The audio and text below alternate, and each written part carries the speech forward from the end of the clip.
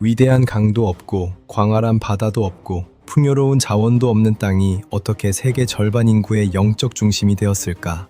이것은 이스라엘과 팔레스타인의 이야기다. 두 민족, 두 땅, 신앙으로 묶이고 역사의 상처를 지닌 채 여전히 생명으로 가득한 곳. 과거가 모든 돌 속에서 숨쉬고 기도가 세대를 넘어 메아리치는 곳, 그리고 희망이 결코 죽지 않는 곳. 그러니 만약 서두르지 않는다면 잠시 멈춰 우리와 함께 이 고대 땅의 영혼 깊숙이 숨겨진 신비를 풀어보시기에. 예루살렘, 2번 파괴되고 23번 포위되고 52번 공격당하고 44번 빼앗기고 되찾은 도시. 그런데도 수천 년이 지난 지금 이곳은 여전히 전 세계 30억 명이 넘는 사람들의 영적 심장으로 남아있다. 중동의 뜨거운 태양에 그을린 바위들 사이, 사막이 하늘과 만나고 바람이 잊힌 신화처럼 속삭이는 그곳에 예루살렘은 도시가 아닌 풀어야 할 수수께끼로 솟아있다. 몇 시간이면 걸어서 다 돌아볼 수 있을 만큼 작지만 모든 돌에 새겨진 이야기들의 무게는 어마어마하다. 이곳은 단순히 지도 위의 한 지점이 아니다. 땅과 하늘이 서로 스치는 곳, 밤에 속삭이는 기도가 아침 교회 종소리와 나란히 울려 퍼지는 곳, 세계 세대 종교인 유대교, 기독교, 이슬람이 그들의 성스러운 발걸음을 바로 이 땅으로 거슬러 올라가는 곳이다. 각각의 믿음은 역사와 희망과 인간의 갈망으로 짜인 영적 깊이의 미로로 통하는 서로 다른 통로를 연다. 그리고 어떻게든 수세기에 걸친 갈등, 무너지고 다시 세워진 성벽을 통과하며 예루살렘은 여전히 서 있다. 돌과 회반죽만이 아니라 흔들리지 않는 정신으로. 조용한 헌신의 빛 속에서, 처음으로 고대 성벽을 만지는 순례자들의 눈물 속에서 마치 논리를 넘어선 무언가, 시간을 넘어선 무언가를 스치듯 견디고 있다. 오늘날 예루살렘 구시가지는 4개의 구역으로 나뉘어 있다. 하지만 그들은 하나의 신성한 심장을 통해 흐르는 혈관처럼 서로 얽혀 있다. 유대인들에게 예루살렘은 솔로몬 왕이 첫 번째 성전을 세운 곳이다. 인류 사이에 하나님이 거하시는 지상의 처소로 여겨진 곳. 그 성전은 기원전 586년경 바빌로니아인들에 의해 파괴되었다. 오늘날 남아있는 것은 서쪽 벽의 일부뿐이다. 그런데도 바로 그 벽, 통곡의 벽으로 알려진 그곳은 유대인의 회복력과 신앙의 영원한 상징이 되었다. 기도가 속삭이고 눈물이 흘러내리고 희망이 돌 사이에 하늘로 보내는 편지처럼 끼워진 곳. 기독교인들에게 예루살렘은 끊임없이 신자들의 발걸음으로 살아 숨쉬는 순례지다. 예수 그리스도가 이 땅에서 마지막 순간들을 보낸 곳. 그가 골고다로 십자가를 짊어지고 십자가에 못 박히고 빈 무덤이 그의 부활을 기념하는 것으로 여겨지는 곳. 이 모든 성스러운 사건들은 성묘교회에서 기억된다. 전 세계에서 온 수백만 순례자들이 그의 시신이 매장을 위해 준비된 도유의 돌 앞에 절하러 온다. 교회 안의 공기를 멈추게 하는 듯한 깊이 영적인 순간. 예루살렘 곳곳에서 모든 돌은 예수의 발자국 흔적을 지니고 있는 듯하다. 최후의 만찬 후 그는 체포되어 종교 및 로마 당국 앞에 서기 전 홀로 기도하기 위해 겟세마네 동산으로 갔다. 다음날 아침 그는 좁은 비아 돌로로사, 슬픔의 길을 따라 골고다까지 십자가를 짊어지고 갔고 그곳에서 인류의 구원을 위한 희생의 행위로 십자가에 못 박혔다. 사흘 후 기독교 신앙에 따르면 그는 죽음에서 부활했다. 죽음을 이긴 생명의 승리이자 기독교 신앙의 바로 그 토대. 그래서 예루살렘의 모든 골목 모퉁이, 모든 돔, 모든 다른 계단은 단순한 역사적 흔적이 아니라 신앙과 갈망으로 넘쳐 흐르는 곳이며 수백만 명을 조용한 경외와 성찰 속으로 끌어들인다. 무슬림 지구는 4구역 중 가장 크며 북적이는 시장, 고대 모스크, 높은 미나렛에서 울려 퍼지는 기도의 부름으로 활기찬 생명을 발산한다. 무슬림들에게 예루살렘은 꾸란에서 가장 귀적적인 여행 중 하나인 이스라와 미라지의 출발점이다. 전통에 따르면 성전산의 성스러운 바위에서 예언자 무함마드가 천사에 의해 하늘로 실려 올라가 신과 만났다. 이 순간을 기리기 위해 무슬림들은 바위에 돔을 지었다. 구시가지의 거의 모든 모퉁이에서 보이는 찬란한 금색 돔은 영원한 신앙의 등대처럼 서 있다. 그리고 아르메니아 지구가 있다. 작고 조용하지만 놀랍도록 견고하다. 오래된 석조벽과 고대 수도원 뒤에 숨어 아르메니아 공동체는 이 신성한 도시의 활기찬 교향곡 속에서 낮고 꾸준한 음표 같다. 그들은 관심이나 칭찬을 구하지 않는다. 그런데도 그들은 언어와 의식과 조상의 신앙을 충실히 보존한다. 시간의 바람을 통해 계속 타오른 조용한 불꽃. 수많은 문화와 목소리로 형성된 도시에서 아르메니아 지구는 자신의 뿌리에 대한 흔들리지 않는 충성의 증거로 남아있다. 마치 이곳의 모든 돌이 결코 소리치지 않았지만 자신의 진실로 꾸준히 살아온 사람들의 이야기를 알고 있는 것처럼. 구시가지 중심에서 멀지 않은 곳에 감람산이 있다. 세 주요 유일신 종교 모두가 숭배하는 신성한 장소. 유대인들에게 이곳은 15만 명이 넘는 사람들의 마지막 안식처이며 모두 예루살렘을 향해 묻혀 있다. 부활에 대한 그들의 흔들리지 않는 믿음의 조용한 증거. 기독교인들에게 이 산은 예수가 체포되기 전 기도한 겟세마네 동산과 그가 이 세상을 떠난 순간을 기념하는 승천 예배당과 깊이 연결되어 있다. 무슬림들에게 이곳은 최후 심판의 장소로 여겨지며 아래 심연 위로 다리가 나타나 의로운 자들이 낙원으로 건너갈 수 있게 한다고 믿는다. 예루살렘 남쪽에 위치한 베들레헴은 종교적으로나 정치적으로나 엄청난 의미를 지닌 작은 도시다. 기독교 전통에 따르면 이곳은 이스라엘의 전설적인 통치자 다윗 왕의 출생지다. 하지만 더 중요하게도 베들레헴은 예수 그리스도의 탄생지로 여겨지며 인류 역사의 흐름을 영원히 바꾼 사건이다. 이런 이유로 이 도시는 기독교 신앙의 요람으로 숭배받는다. 현대 베들레헴의 중심에는 예수 탄생교회가 서 있다. 4세기에 콘스탄티누스 황제의 명령으로 지어진 이곳은 역사의 강력한 증인으로 남아있다. 주 제단 아래에는 14개 끝을 가진 은빛별이 있으며 전통에 따르면 그리스도가 태어난 정확한 지점을 표시한다. 매년 전 세계에서 온 수십만 명의 신실한 순례자들이 이곳에 모여 기도하고 노래하며 바로 그 첫 번째 크리스마스 밤을 기념한다. 그런데도 베들레헴은 신성한 빛을 보존하는 곳만이 아니다. 현실과 씨름하는 도시이기도 하다.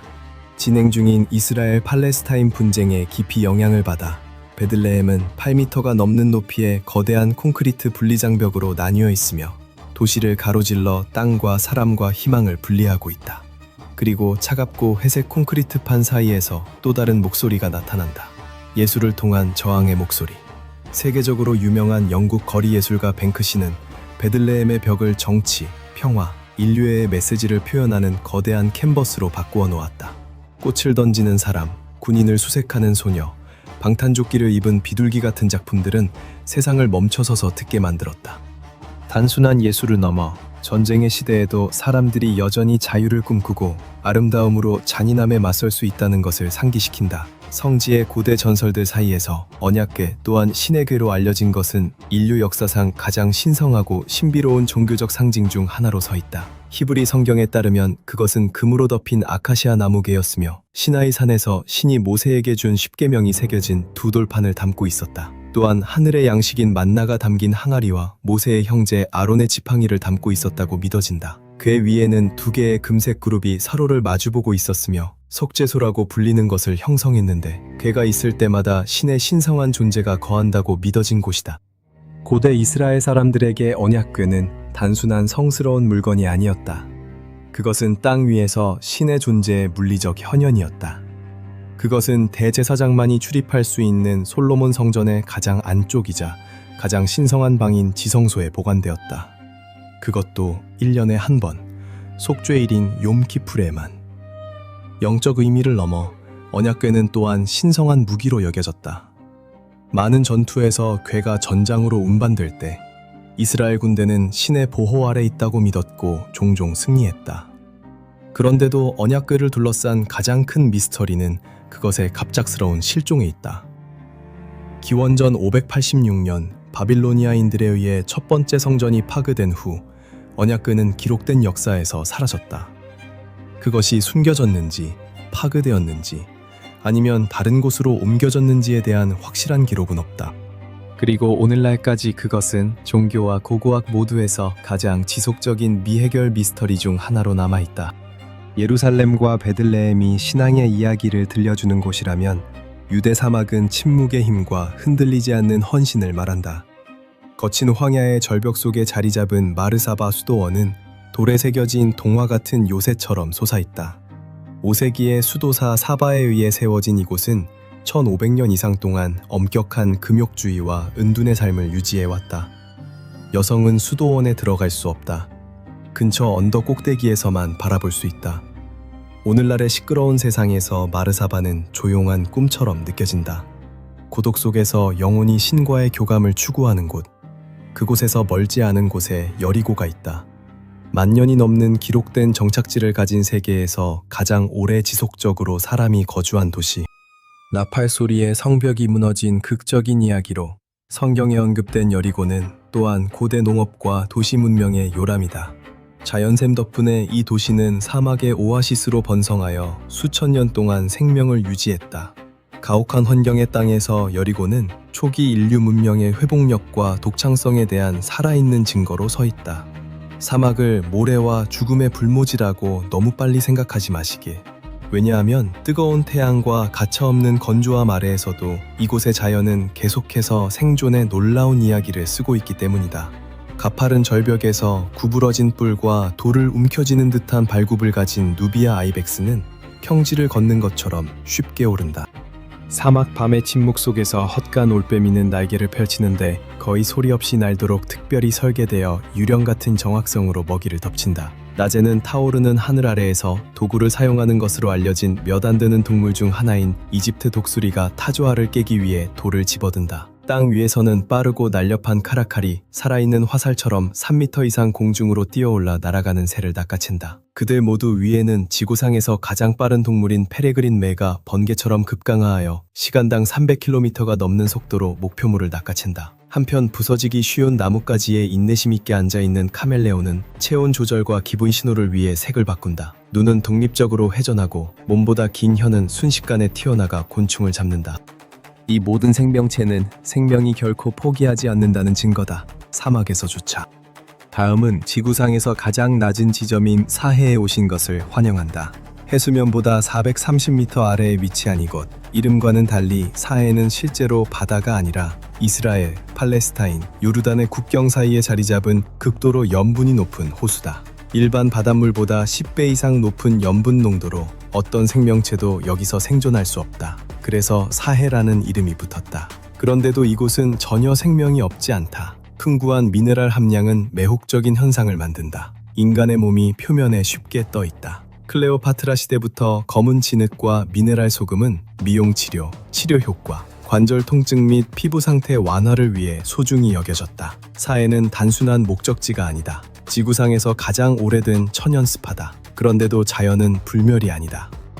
1960년대 이후 사해의 주요 수원인 요르단강은 이웃 국가들에 의해 심하게 착취되었다. 결과적으로 수위는 1년에 1m 이상 떨어졌고 수천 개의 싱크홀이 나타나 해안선을 따라 도로, 건물, 심지어 관광시설까지 삼켰다. 사해 북서쪽 끝자락 근처 쿰란에서 한 젊은 목동이 1947년 세상을 바꾸는 발견을 했다. 점토 항아리에 숨겨진 고대 두루마리. 이것이 사해 두루마리다. 900개가 넘는 필사본, 일부는 2000년 이상 전으로 거슬러 올라간다. 창세기와 이사야 같은 익숙한 텍스트릭트뿐만 아니라 법, 의식, 묵시적 환상에 관한 이전에 알려지지 않은 글도 포함되어 있다. 고고학적 보물을 훨씬 넘어 두루마리는 제2성전시대, 바로 예수가 살았던 시대의 영적 세계로 들어가는 드문 창을 제공한다.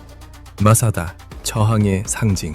유대 사막 가장자리의 외딴 고원 꼭대기에 자리 잡고 사해의 광활한 광경을 내려다보는 마사다는 단순한 고대 군사 요새 이상이다. 그것은 유대인 저항과 자유에 대한 굴복하지 않는 열망의 강력한 상징이다. 원래 기원전 1세기 후반 헤롯 대왕에 의해 호화로운 사막 피난처로 지어진 이 요새는 곡물 창고, 빗물물 시스템, 그리고 정복하기 거의 불가능한 강력한 방어 시스템을 갖추고 있어 자급자족하는 요새였다. 하지만 마사다를 유대인들의 마음에 새긴 것은 서기 73년에 그곳에서 일어난 사건이었다. 유대인 반란 중 예루살렘이 함락된 후 거의 1000명에 가까운 유대인 반군이 마지막 피난처로 마사다로 후퇴했다. 로마 군대에 포위되어 필연적인 패배에 직면했을 때 그들은 상상할 수 없는 결정을 내렸다.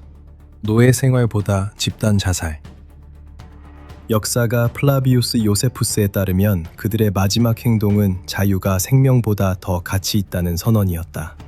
오늘날 마사다는 유네스코 세계문화유산으로 인정받아 극적인 사막 풍경뿐만 아니라 심오한 영적 유산으로 방문객들을 끌어들인다. 모든 돌, 모든 계단은 여전히 절망 속에서도 존엄과 결의를 붙잡은 민족의 반항을 메아리치는 듯하다. 모든 것이 잃어버린 것처럼 보일 때조차 인간의 정신은 여전히 꼿꼿이 설 수 있다는 시대를 초월한 상기. 이스라엘 남부의 가혹하고 건조한 네게브 사막 중심부에서 너무나 초현실적이어서 다른 세계로 들어가는 것처럼 느껴지는 숨막히는 광경이 나타난다. 이곳이 막테시 라몬이다. 40km 이상 길고 10km 넓이의 거대한 초승달 모양의 침식 분화구로 우뚝 솟은 절벽, 뒤틀린 암석층, 그리고 짙은 빨강, 탄 오렌지, 황금빛 노랑, 숯검정으로 칠해진 표면이 고대 지상 색상 팔레트처럼 펼쳐진다. 막테시 라몬은 화산 분화구도 아니고 운석 충돌의 결과도 아니다. 비록 그 거대한 형태와 험준한 지형이 그렇게 암시할 수 있지만 실제로 그것은 내게부와 전 세계 몇몇 곳에서만 발견되는 희귀한 지질학적 형성이다. 수백만 년에 걸쳐 바람, 물, 구조 활동에 의한 침식이 산맥의 중심을 침식하여 이 거대한 움푹 들어간 계곡을 남겼다. 지구 표면을 가로지르는 극적인 철단.